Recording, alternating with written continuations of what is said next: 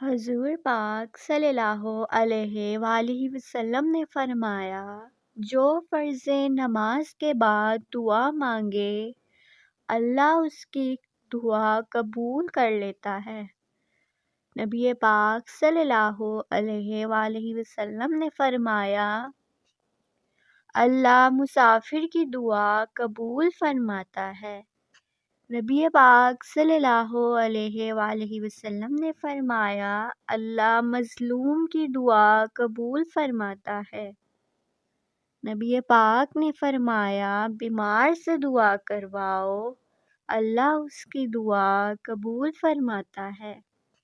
نبی پاک صلی اللہ علیہ وآلہ وسلم نے فرمایا، ماں باپ جب بھی اولاد کے لیے ہاتھ اٹھائیں، اولاد کے لیے دعا فرمائیں، اللہ ان کی دعا قبول فرماتا ہے۔